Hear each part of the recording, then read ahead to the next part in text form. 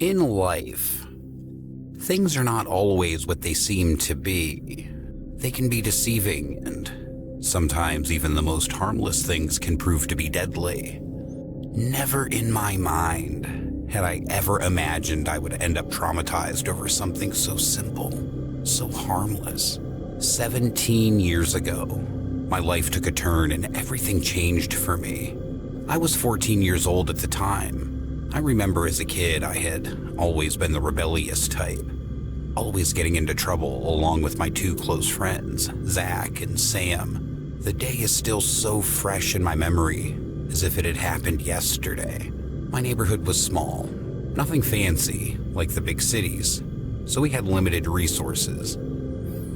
It was a big deal when a few rich people from the city decided to move here, and it was an even bigger deal when they built and opened a toy store here. It was the biggest toy store I'd ever seen in my life. They named it Allie's Toy Shop. It was weird that they chose to move out here so far just to open a toy shop, but I didn't think much about it. Just like every kid in town, I was too excited and overjoyed about it. I begged my parents to take me there. The shop was like every child's dream. It had everything, from cool action figures to cars and video games. My parents bought me a few things, along with my siblings, but they weren't enough. Not long after, I found myself along with Zach and Sam spending a lot of time in the toy shop, looking around at things, testing them out while playing with them. And of course, the shopkeeper soon kicked us out. We could no longer go into the shop without an adult by our side, so we tried many different things just to get in. That was fun on its own, and we always ended up getting caught. That was until we decided to sneak into the shop at night when it was closed. I know it was a dumb and dangerous idea, but at the time, we thought it to be the perfect plan. We weren't afraid of getting caught, and we were minors. They couldn't throw us in jail.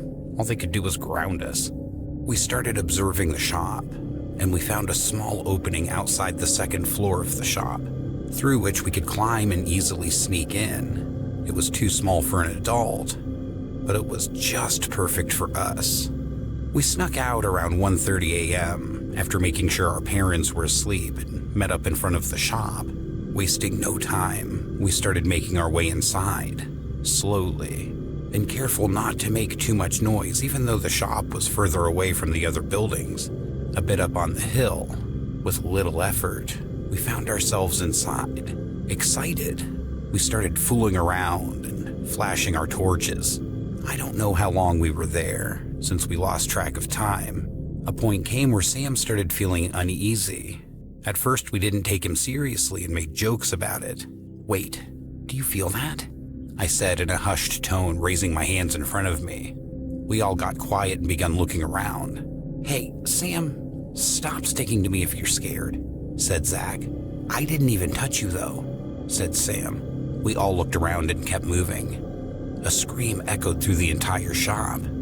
"Ah, Ed, Zach, help me," yelled Sam, terrified. "Something's got me," he continued. That's when Zach and I both burst into laughter. "It was a prank, Sam. It was Zach," I managed to say in my fits of laughter. "Shut up," Sam growled, only making us laugh more.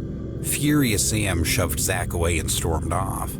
"Oh, come on, Sam, it was just a harmless prank," I called out from behind, but he didn't stop and soon was out of sight. We were thinking that he would be back soon, so we continued fooling around. We didn't notice until very late. He still wasn't back. "Maybe he went home," suggested Zach. I agreed as we walked up towards the way we came in. I noticed something out of the corner of my eye. I turned my flashlight and found a shoe. Sam's shoe. I looked at Zach confused. We started looking around when Zach hurriedly called me over. Next, I found myself staring at what looked like blood on the floor next to a big doll. A lot of blood. I swallowed hard, taking a step back. "Sam? Where are you, man? Is this some kind of sick payback?" I called out, frightened at the fact that it could be real blood. At once, the whole shop buzzed up sound. Little ticking sound. as if thousands of insects were crawling around. I turned back towards where the blood was and screamed. The doll was standing, covered in blood, holding what seemed like a knife. I stumbled back, almost falling on my back. I looked around us as I saw more and more toys coming to life right in front of my eyes. I should have been excited about it, but I only felt scared. All of a sudden, the doll lunged towards us, raising the knife, barely missing us, and we ran. I heard the most frightening voice calling out from behind us. "Hey, don't run, come play with us." Followed by a manic laughter. We ran towards the entrance we used, but we couldn't reach it. I found myself running as fast as I could through the entire shop before losing them long enough to hide. We found no traces of Sam whatsoever.